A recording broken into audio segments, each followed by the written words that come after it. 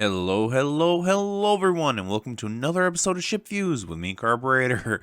Today, I'm going to be presenting to you the Sejong, the Tier 9 Pan-Asian cruiser, basically in Atlanta at Tier 9.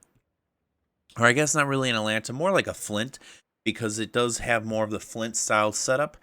And I've taken this into battle a couple of times now, and I have to say I love it. I currently have a 100% win rate, but I'll tell you that much. It is down to pure dumb luck. It is not down to me knowing how to operate this ship. Let's go over a few of her stats right quick. So for those of you guys who don't know about the Pan-Asian kind of gimmick, it has deep water torpedoes, and this has it. And I have to say, these torpedoes not only hurt really bad, but when they pop up, they literally they pop up like Rambo behind you. Just ding, here I am. Holy cow. I have caught Ohio's full broadside with these. I've caught Iowa's full broadside with these. I've caught cruisers with these. I caught a Napoli with these. They are insanely fun. Just because of the fact that you can literally just bing, here they are. Look at the armor layout right quick. You do have a 16mm bow, so not exactly the best bow in the world. You can be overmatched by pretty much everything, so you don't want to present yourself like this. Now, you can present yourself like this and get away with it because it is so narrow. Typically, the ships that can really punch through this, I'm not talking about, like ships like Montana that have so much crap that they can throw at the wall that something's going to hit you. I'm talking about ships like Ohio that would like detonate you and like really hurt you. If you have to bow on to them, you can take a few shots like this because many of them are going to miss just because of how slim you are.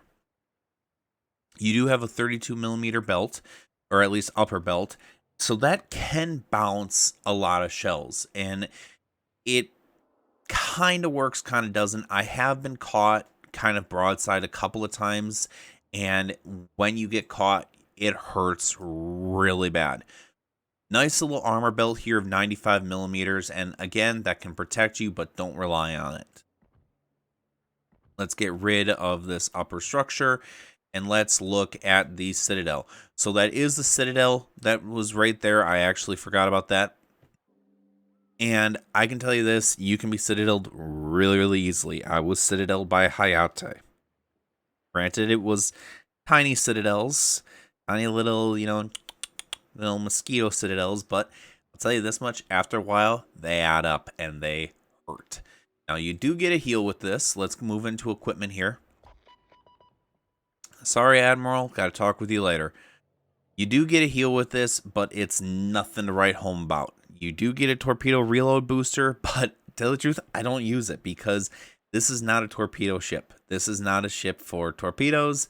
If you are using your torpedoes, you are using them as you are running like hell away from somebody, and the firing angles on them are really awkward. You have to show quite a bit of broadside, and when you're running away from people, I hate to say it, you don't have time to drop torps. You really don't. The only time that you can really drop torps is when you're sitting in a smoke, you're broadside to somebody, you're able to sit broadside to someone because you're in smoke, and you can launch torps.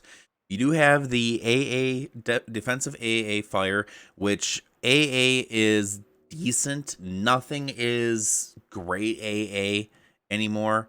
I remember way back before the CV rework, sitting in my Atlanta, sitting right behind an island, the squadrons would come over and I would just melt them. And it was hilarious to do, especially the Kagas, because it would keep happening. You don't get that anymore, though. But having this DFAA is really nice if you are being harassed by CVs, and I imagine this will bleed on over into the Genora, the Tier 10 Pan-Asian, basically Austin. I hope to see it, but I would rather see Hydro here. I'm not a fan of DFAA. I love my Hydro. Does give you a smoke generator. It doesn't last very long, though. It's not an American smokescreen, which I kind of appreciate, but kind of don't. One of the nice things about the American smoke screens is you can pop it, you can sit there, and you can really use that smoke. With this smoke, you have to kind of use it a little bit more sparingly because you don't have that I can sit in smoke for half the game mentality. You can't have that. Otherwise, you will get caught in a position where you need your smoke, where you want your smoke, and you don't have it because you've burnt it up. So it is something that you do need to be used kind of sparingly. I know I'm bouncing between these two. Give me a little bit of credit. I'm kind of doing this on the fly. I will say this, maneuverability wise, this is not an Atlanta. The Atlanta, I feel like I can really move her in and out, in and out, in and out. With this ship, she feels very sluggish. She's not the quickest out of the hole, but she is workable. It is very workable, but I will say this, thank God for the smoke screen, because otherwise I don't think I would like this ship at all. Going over my equipment upgrades, main armaments modification 1, you could make a argument for auxiliary armaments to protect your AA, but for right now, I'm trying to protect my torpedo tubes, I'm trying to protect my turrets. Engine room protection, because fires, you get you get the cruiser repair party. You don't really need to get that. You don't really need to combat fires as much. Keep those shots tight with the aiming systems modification 1 that keeps the shot grouping a little bit better. Now, you do also get the torpedo tube traverse speed and secondaries, which I don't think this has any secondaries. No, it does not. Propulsion mod, so that you can kind of rock back and forth behind islands. Concealment, I mainly took concealment for one reason only, because it does add to the dispersion of enemy shells fired at you. Every shell that can miss you is one more shell that you can take in the future. And then main battery modification 3 to get my reload time down. However, I might end up switching to main battery firing range, just because of the fact that these guns, they have a really good quick rate of fire at 4.8 seconds, and I'd rather have the range. So I think I'm going to end up switching to range, but I'm going to play a little bit more with this before I do that. Overall, my thoughts on the ship, honestly, I only bought a couple of the packages in the armory. If we go into the armory here, open it up, I've only bought 10 out of 60, and to tell you the truth, I'm not really proud to say this, but I didn't even know I got this ship. I kind of just bought them to try and get the RAHMAT. I was going to try and review the RAHMAT, and it gave me this ship. Yeah. So I'm sorry. I didn't mean to kind of get this ship, and I would say don't get this ship. I don't grind it out right now. Wait for it to come out. It's nothing sensational. This is nothing. It's not like the Schlieffen or the Prince Rupert, where it's such, a game-breaking ship. It's such an iconic ship. You can play these ships already in game. You have the Austin, which I love the Austin. I need to do a review on it. You can do the Atlanta. You can do the Flint. I would say wait for these to come out, and then when they come out, get them. Because these ships, while fun, are nothing game-breaking. They're nothing that hasn't been seen before. They are a sit behind the island or sit behind smoke and launch shells. We've seen that in the American light cruisers. We've seen that in the British light cruisers. This is nothing game-breaking. But anyway, let's take her into battle, and I can show you guys some gameplay. So here we are in battle, and I've skipped ahead to kind of when it got interesting. Unfortunately, this game is going to be kind of less than interesting. It's going to be me kind of hugging behind this island until the very end of the match, when I finally join with the rest of everybody and ultimately get sunk. Kind of spoiling the episode, but yeah, I end up getting sunk in this. There goes the F. Schultz right at the beginning of the battle. Nice first kill. by my teammate there. I'd love to see who it is. Maybe you can see it in your screen a little bit better than I can mine. This Pomer's moving around here, and I'm gonna pop my smoke and start laying HE on him while I duck back around the other side of the island. Let's talk about my commander build. I forgot to bring him up while we were in port. This is probably going to be a good time because this battle, while a really good battle and a really good demonstration of how good these ships are, is still kind of dull. So I'm going to post it up right here. As you can see, I have my Grease the Gears, I have Last Stand, I have Demolition Expert, Consumables Enhancement, Priority Target, Adrenaline Rush, Superintendent, Survivability Expert, and Concealment Expert. This is not the build I would run normally, but it's the build that I have available to me. So I'd rather have a crappy build on a 21-point commander than a perfect build on a 10-point commander. So for right now, this is the build that I'm going to be running with. Eventually, I would like to get a better skill set, but let's discuss what that better skill set would look like. I would definitely keep Last Stand. I would go with Priority Target, and I would keep Demolition Expert because I have a backup of the other version of Da Rong, which is Quan Rong, but Quan Rong is probably going to end up going on the Genora, so I don't know if that would keep it. And the Genora could be a very different ship. It's something that I need to look into. I would not keep the Consumables Enhancement just because of the fact that the only thing it really enhances is smoke, and the only thing that really enhances on that smoke is how long I lay it for. It really doesn't act for how long it stays it stays without dispersing. Adrenaline Rush is definitely a go-to. They recommend building into my torpedoes, and while you definitely could, that's not how I'm going to build these ships. I'm going to build these ships as gunboats. So I would probably take...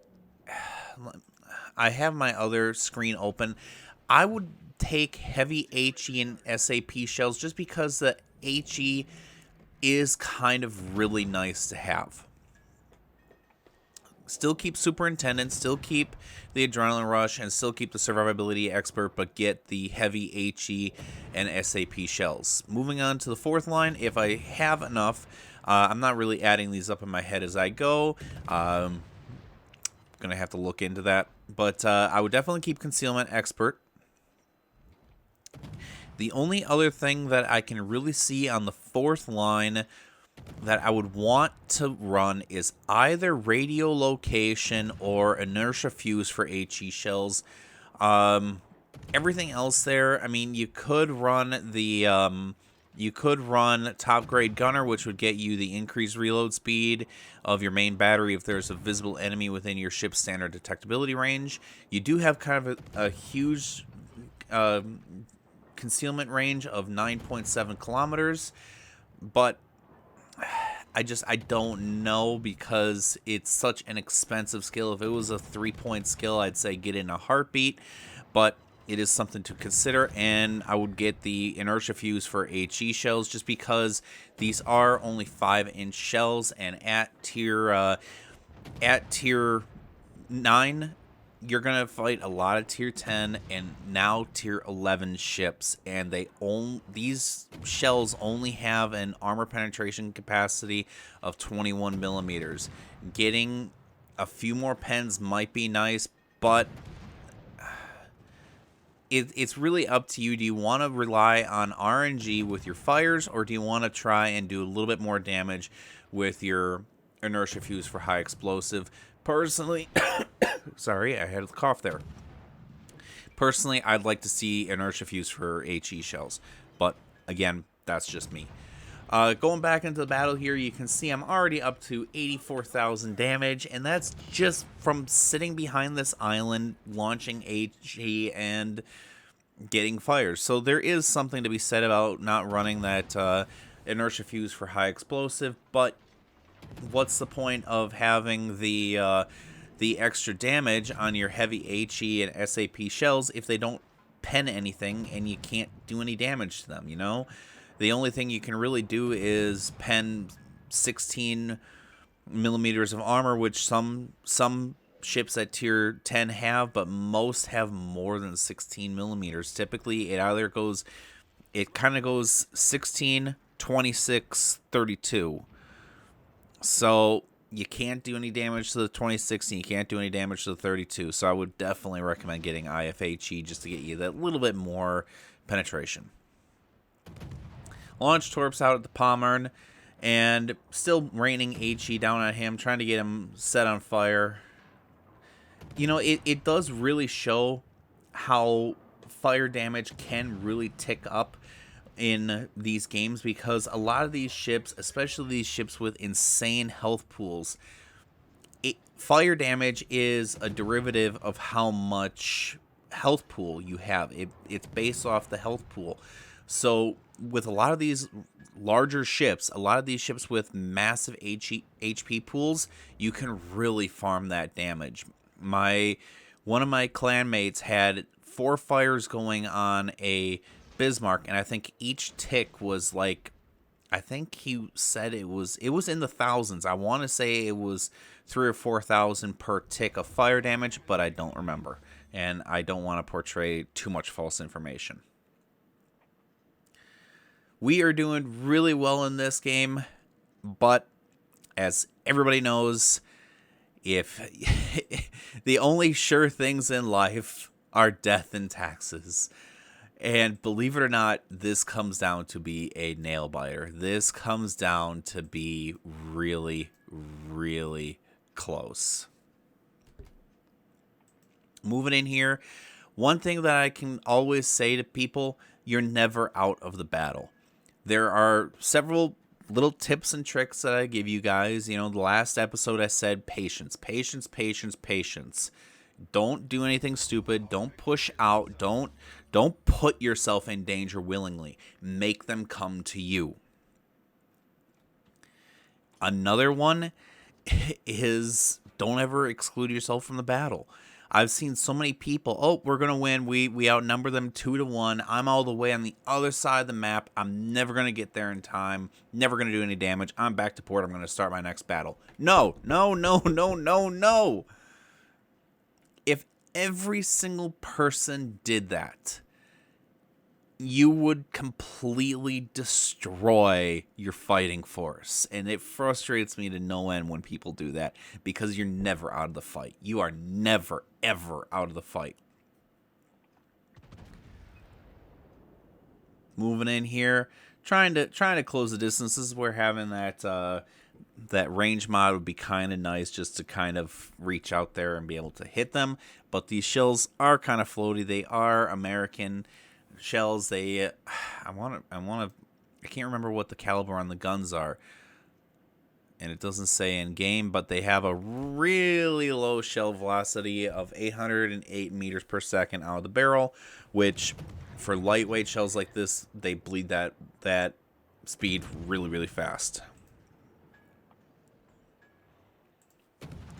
Raining shells down on my fellow Sejong out there on the enemy team.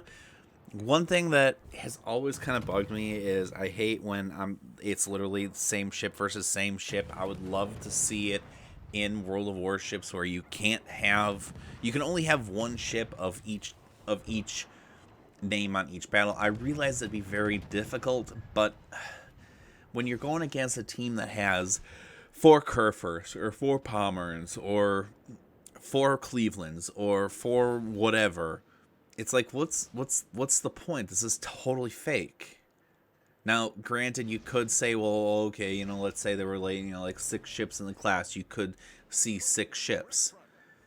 Yes, you could, but you know what I mean. You know, it's just it takes away from it a little bit. I think wargaming could make it work. I might have to sit in the matchmaker for a little bit while longer, but that's neither here nor there. Gonna break my one rule right now. I figured, you know what, we're We're going to win this. I want to push out. I want to get damage. I'm at 122 right now. I want to get more damage. I'm craving that damage. So what do? While I'm radared, while I can't see my fellow Sejong, while I can't do any real damage to him, and he does kind of come and go, I push out. I push into a crossfire. I'm hoping my torps hit. Spoiler alert, they don't. Here come the enemy Sejong's torps, and yeah, shouldn't have pushed out there. Carburetor was a dummy, and just like that, it's one-on-one. Oh my lord, that got close though. That got really close. So this ship has the standard tech tree economy on it, so it's nothing special. I had no flags on this. The only thing I had on this was my camo, which I don't think my camo added any credits, but you can see almost 300,000 credits. That's not bad. 6,000 XP, but I do think my camo helped there, and 700 free XP. 128,000 damage. I did complete a task for my campaign. I'm going through and I'm cleaning up the extra tasks I had. I've completed all my campaigns, but you know, just going through trying to do it. 15 fires, Wither achievement, really nice, but wasn't enough to get me top spot on the board. The Venom did manage to do it. Compliments to the Venom there. 8 in the, I think that, yeah, Legion X is his name. I don't know if that's his full name. It kind of cuts it off there. But congratulations to him. He did really well. I love the Venom. The Venom is a really fun ship, and he proved that it's a very deadly ship too. Now, the Sejong is one of those ships that, in my opinion, can't carry. It could not carry a game. It's not one of those ships that can really make up for the deficit. If you have a crap team, you need a good team. Look at this. Every single player except the bottom player in the Jean Bart had a plus 1,000 base XP game. I don't think I could have won if I was on the other side. I don't care how good you are. Look at that. He had 1,550 base XP. He could not have done any better, and he still did not carry his team.